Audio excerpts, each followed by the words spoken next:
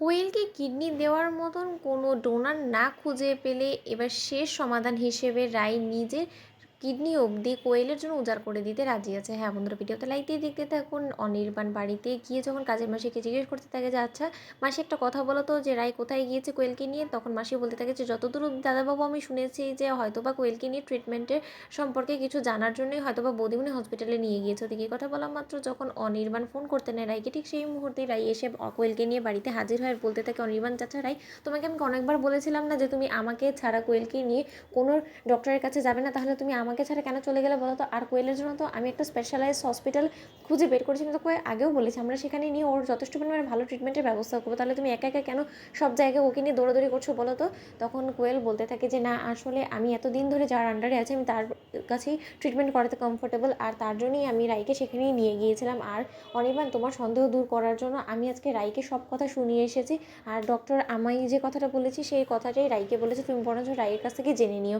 ওদিকে রাই বলতে থাকে যে অনির্বাণ, তোমার যে সন্দেহটা ছিল সেটা পুরোপুরি দূর করে দেওয়ার মতন আমার আর মন মানসিকতা এখন নেই, কারণ আমি যা কিছু শুনেছি এরপর থেকে তো আমার মাথা কাজ করা বন্ধ হয়ে গিয়েছে। অনির্বাণ, তুমি একটা সার্চ করে দেখো না যে কেউ এমন কোনো ডোনার আছে কিনা যে কিনা কোয়েলের জন্য একটা কিডনি ডোনেট করতে রাজি হবে, এর বিনিময়েও যা কিছু চায় তা কিছু আমরা দিতে রাজি আছি। তখন অনির্বাণ বলতে থাকে যে রাই, তোমার কি মাথা খারাপ হয়ে গেছে বলো তো?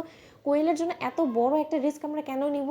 একটা ডোনারকে খুঁজে আমরা ধরো যে ওর থেকে কিডনিটা নিয়ে আমরা কোয়েলের মধ্যে সেই অপারেশনের মাধ্যমে ওরকে কিডনিটা ট্রান্সফার করলাম, কিন্তু তার শর্ত গ্যারেন্টি কী আছে যে কোয়েল বেঁচে যাবে, কিন্তু তার বিনিময়ে ওই মানুষটার তো জীবনটা বিপন্ন হয়ে গেলো, তাই না? তখন রাই বলতে থাকে যে তাহলে তুমি কি বলতে চাচ্ছ অনির্বাণ বলো তো, যে আমরা কোয়েলকে আমাদের স্বচোখে অসুস্থ অবস্থায় ফেলে রেখে দেবো?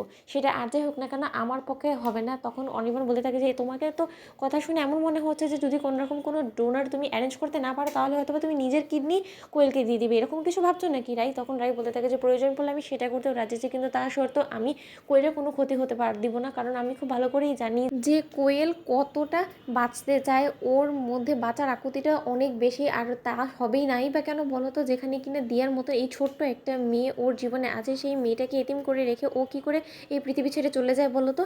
আমি তো সুস্থ আছি অনির্বাণ, আর তুমি একটা কথা ভুলে যাও না, একটা কিডনি নিয়েও কিন্তু মানুষ বেঁচে থাকতে পারে, তাহলে আমি কেন বাঁচতে পারবো না? যদি আমার প্রয়োজন পড়ে আমি অবশ্যই দিব, আর আমার কোনো ম্যাটারে তুমি কিন্তু ইন্টারফেয়ার করতে পারো না, কারণ সেই রাইট অনির্বাণ তোমার নেই। ওদিকে অনির্বাণ বলতে থাকে যে রাই, আই ইউ গন ম্যাড?